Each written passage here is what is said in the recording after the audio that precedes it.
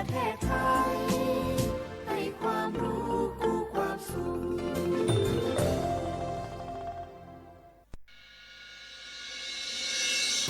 สถานีวิทยุกระจายเสียงแห่งประเทศไทยจังหวัดเชียงใหม่ AM 1476 กิโลเฮิรตซ์สถานีวิทยุภาคภาษาชาติพันธุ์แห่งเดียวในประเทศไทย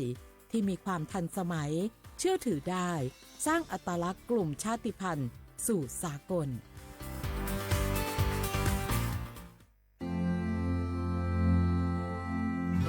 รากฐานสังคมไทยตั้งแต่อดีตจนถึงปัจจุบันเคารพเทิดทูนสถาบันพระมหากษัตริย์เป็นศูนย์รวมจิตใจที่เหนียวแน่นของคนไทยในเวลาที่เกิดวิกฤตทางการเมืองพระบารมีของพระเจ้าอยู่หัวก็ทำให้เกิดความสงบและช่วงที่เกิดวิกฤตเศรษฐกิจปรัชญาเศรษฐกิจพอเพียงของพระเจ้าอยู่หัวรัชกาลที่ 9 พระราชทานให้กับคนไทยก็ทำให้ผู้ที่น้อมนำมาปฏิบัติมีภูมิคุ้มกันและไม่เกิดความเสียหายพระปฐมบรมราชโองการของพระเจ้าอยู่หัวรัชกาลที่ 10เราจะสืบสานรักษาและต่อยอดและครองแผ่นดินโดยธรรมเพื่อประโยชน์สุขแห่งอาณาราษฎรตลอดไปพระมหากษัตริย์ไทยทุกพระองค์ทรงห่วงใยราชเสมอ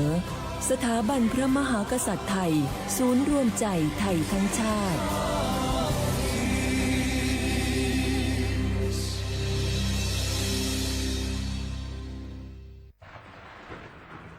ฝนตกหนักน้ำท่วมภัยธรรมชาติที่เราหลีกเลี่ยงไม่ได้แต่เราสามารถเตรียมตัวให้พร้อมเพื่อความปลอดภัยของทุกคนในครอบครัวได้ก่อนน้ำมาเตรียมตัวให้พร้อมเก็บของสำคัญขึ้นที่สูงเช่นเอกสารสำคัญเงินสดและสิ่งของจำเป็นอื่นๆและถ้าหากบ้านอยู่ในพื้นที่เสี่ยงให้ติดตามข่าวสารจากทางราชการอย่างใกล้ชิดเตรียมไฟฉายแบตเตอรี่สำรองวิทยุสื่อสารและยาสามัญประจำบ้านไว้ให้พร้อมและอย่าลืมตรวจสอบเส้นทางอพยพที่ใกล้ที่สุดด้วยขณะเกิดน้ำท่วมอย่าเดินฝ่าน้ำที่ไหลแรงหลีกเลี่ยงการสัมผัสกระแสไฟฟ้า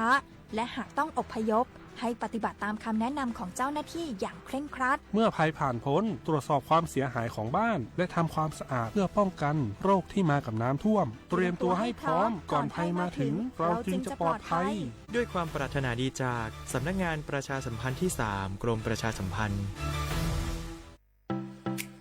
เจ้าหยุดยาวปีนี้ปีปิกบ้านก็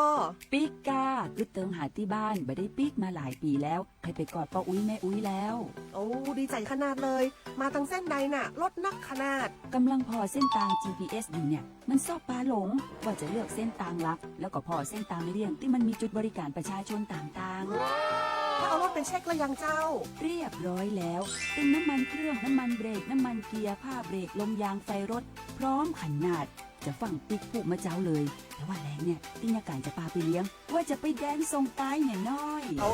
บ่ได้เนอะเกียมรถพร้อมคนขับก็ต้องพร้อมตัวนอนน้อยหลับในเดี๋ยวรถปุ่งเข้าข้างทางได้ไปโรงพยาบาลแตนนะ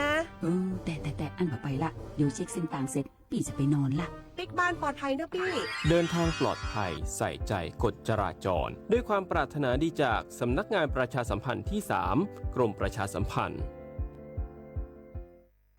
เจ็บป่วยเล็กน้อยอาทิมีไข้ไอเจ็บคอปวดข้อเจ็บกล้ามเนื้อใช้สิทธิบัตรทอง30 บาทปรึกษาเภสัชกรรับยาตามอาการไม่เสียค่าใช้จ่ายยื่นบัตรประชาชนได้ที่ร้านยาที่มีสติ๊กเกอร์ร้านยาคุณภาพของฉันให้บริการดูแลอาการเจ็บป่วยเล็กน้อย30 บาทรักษาทุกที่ที่ร้านยาคุณภาพของฉันสอบถามเพิ่มเติมสายด่วนสปสช1330 24 ชั่วโมง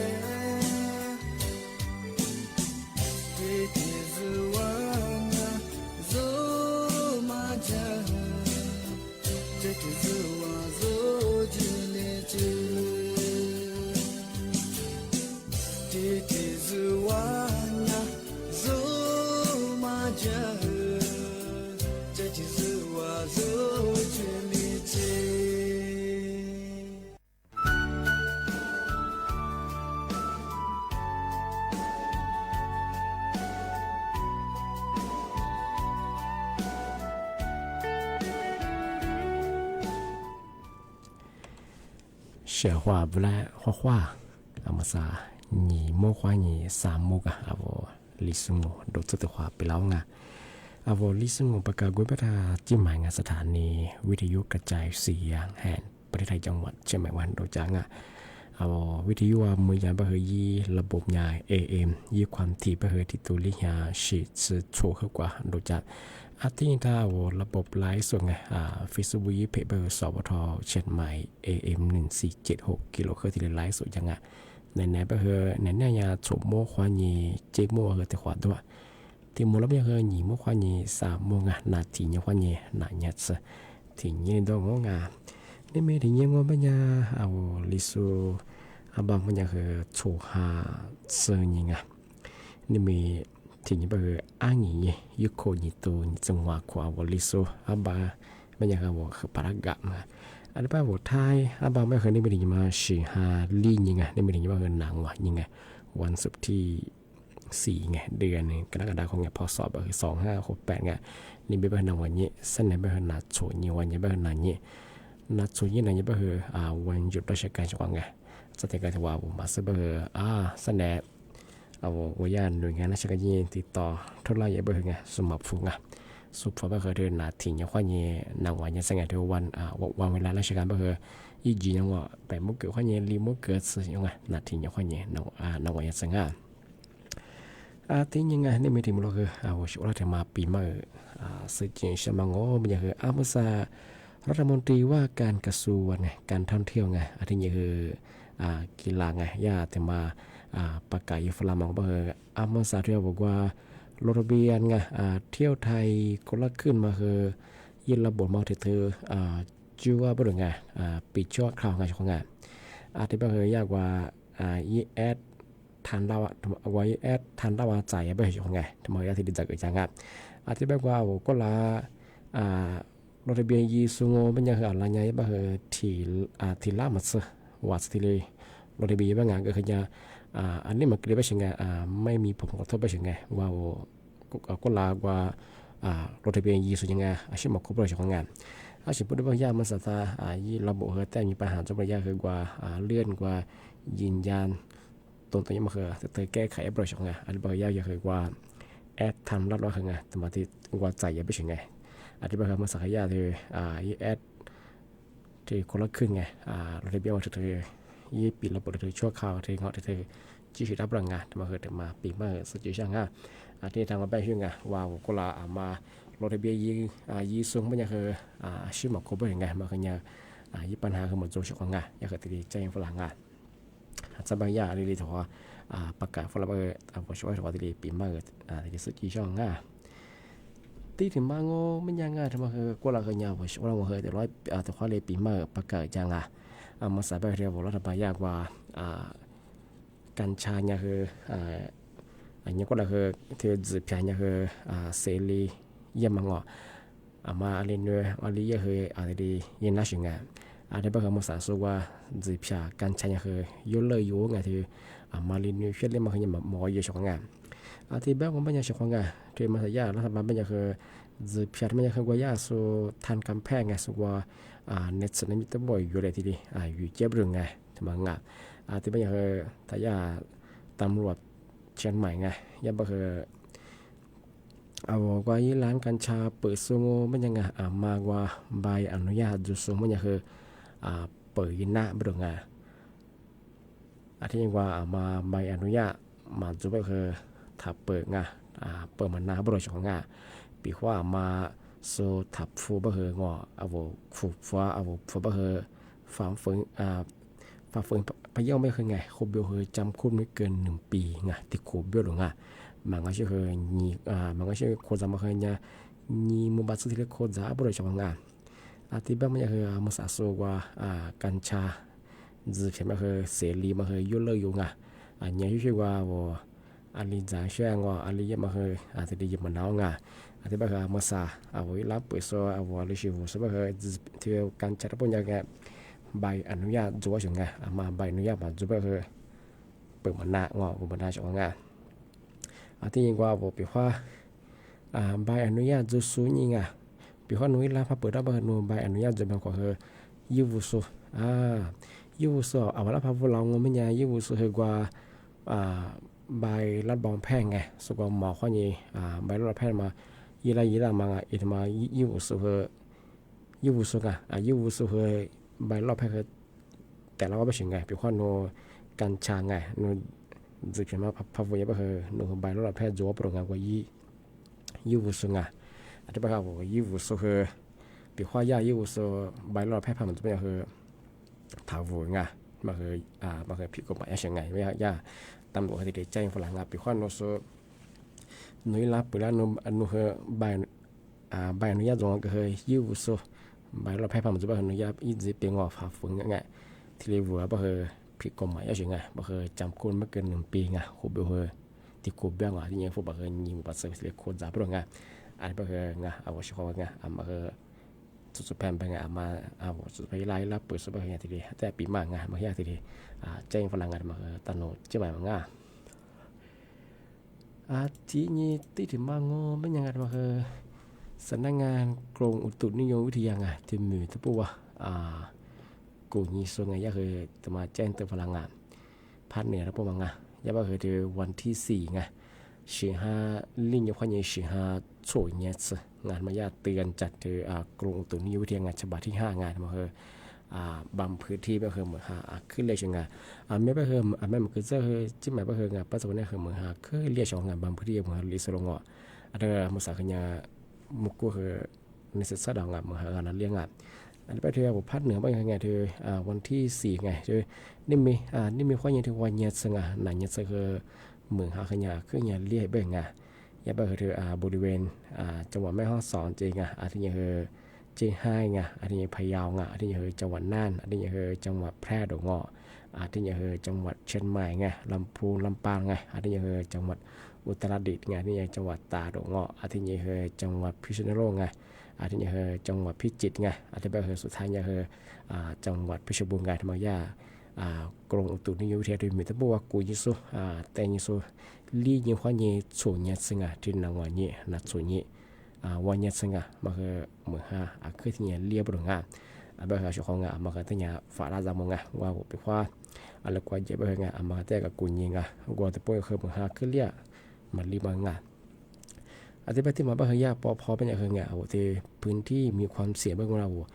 ว่าโยบะจะส่งไปยังปีข้อที่ลียังข้อยังส่วนยังสิ่งมือหาคือพันเรียบคือมันยังแต่ยังฝ่าละจำมันไปถึงไงไปว่ามือหาคือพันเรียบคือสักสุดยอมมาไปคือ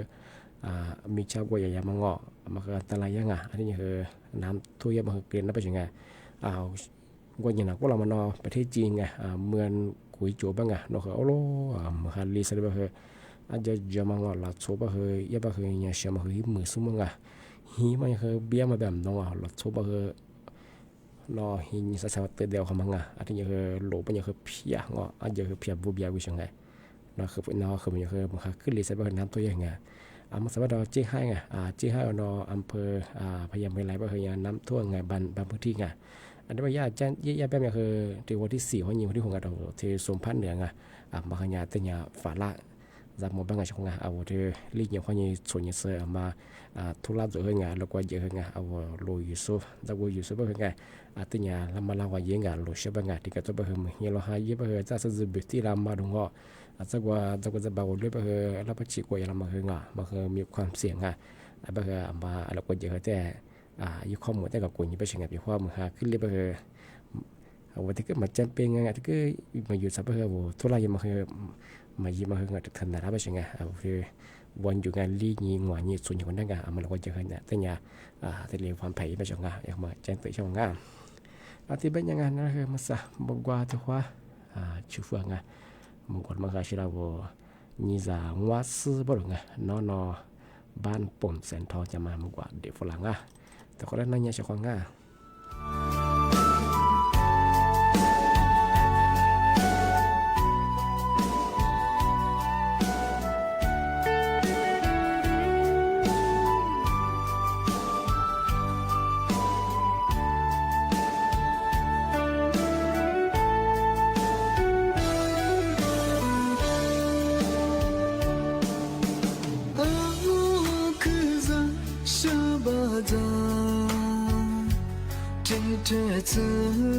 Mơ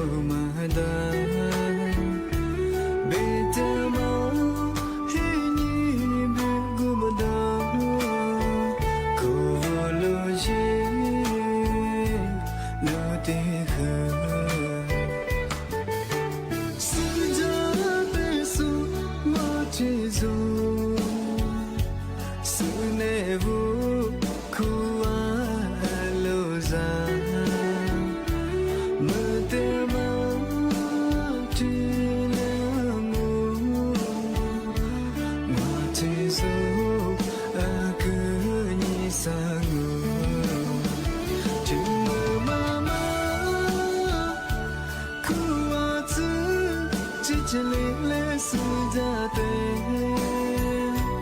chite ni ma ko do ma do gote be ka de za ma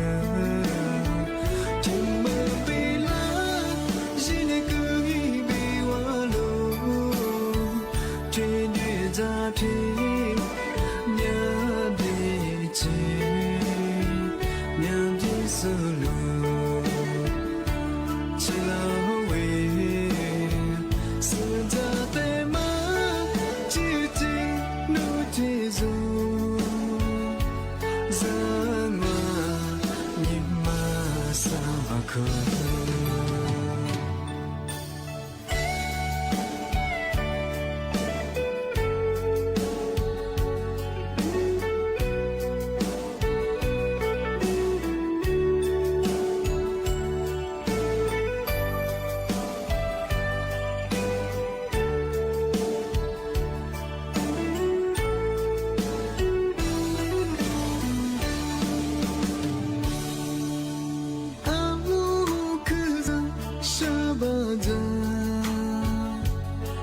trẻ thơ nung lấy hoa màu mà đa bề tơ máu thế nhị đưa gu mà đó cô lô gì lô tì khờ sự giờ tê su hoa thế du sự nề vu cô ra mơ tê mơ chi lơ ngô mà chi du a cứ như xa ngô chừng mơ mơ mơ khu a chữ chỉ lê lê sự giờ tê thế thơ nhưng mà cứ đường mà rồi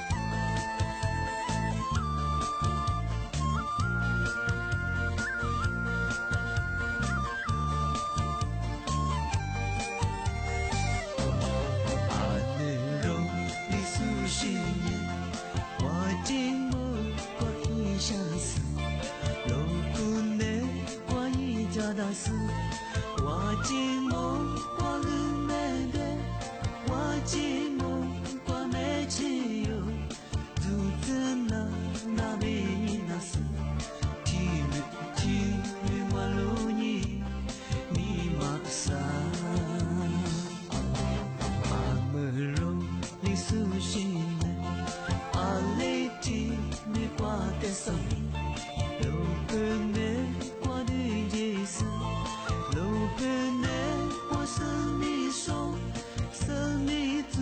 你送么了？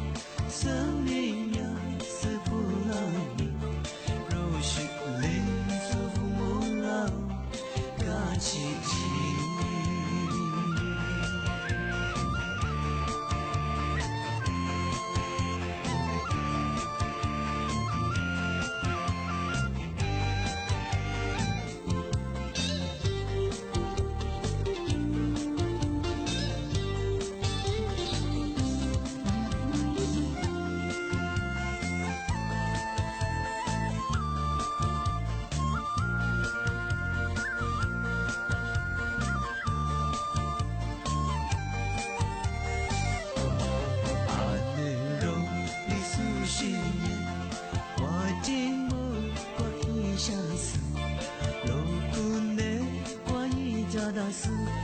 わちもわるめでわちもわめちよずつな鍋になすティルわろにみまさあむろりすしねあれちみわてさlo pene qua đi đi sa lo pene qua sơn đi sâu sơn đi tu như sông mơ liêu sơn đi nhà sư phụ lao đi rồi shik lên sư phụ mong lao cả chi chi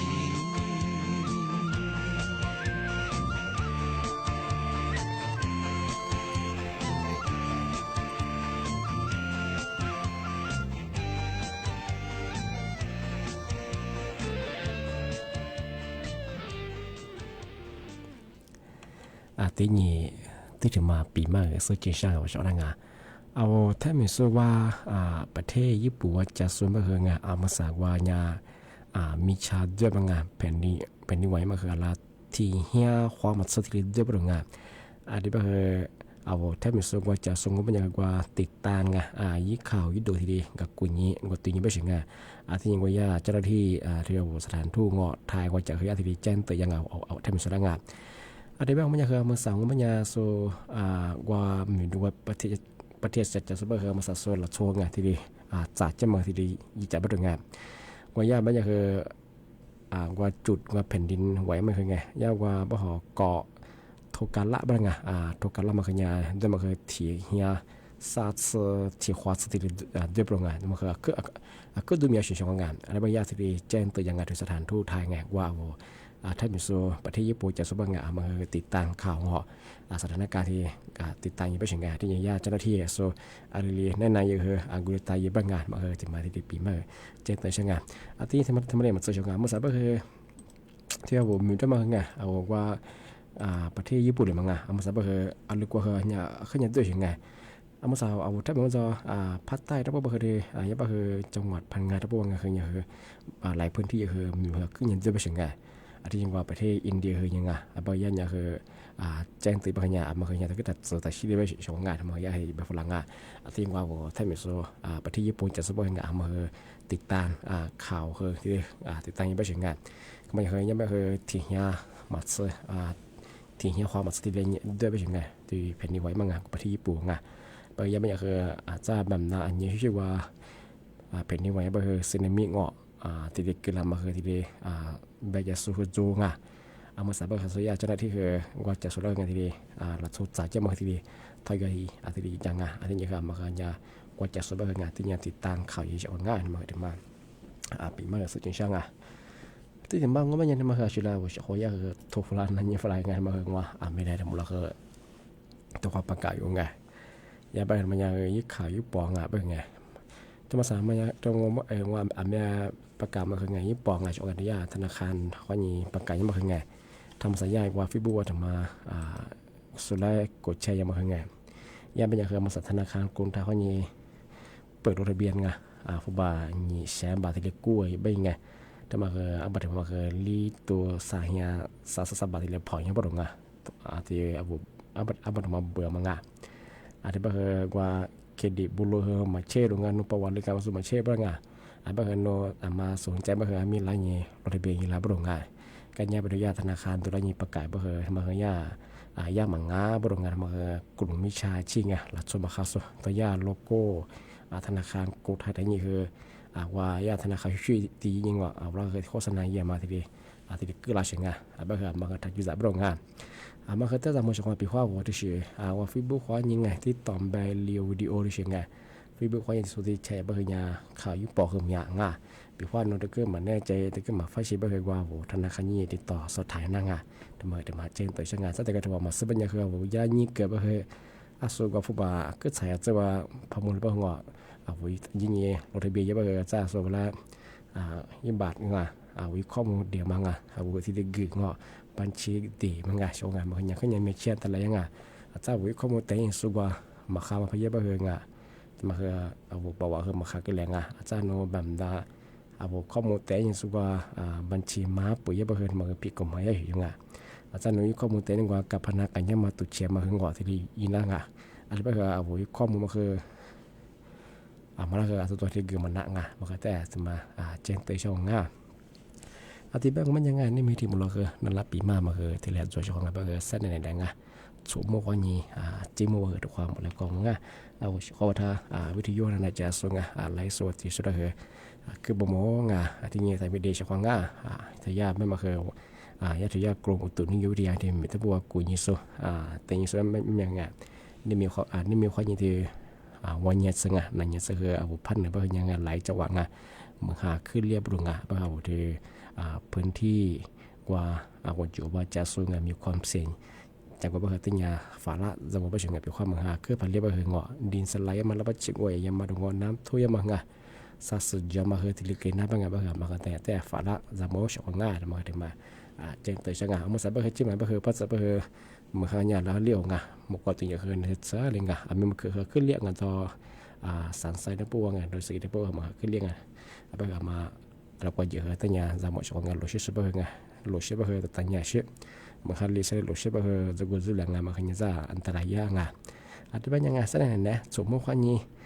จิมวัดความมูลกว่างานนี่มีเบอร์หัวชุดแล้วก็ทัศน์เดี๋ยวที่ของงานเขาคว้าสวัสดีครับ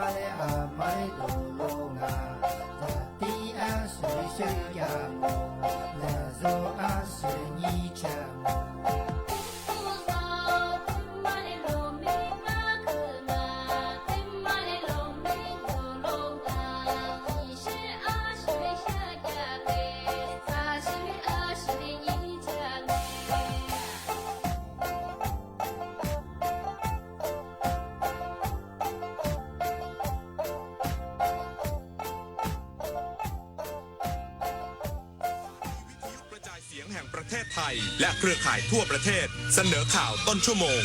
รู้เร็วรู้จริง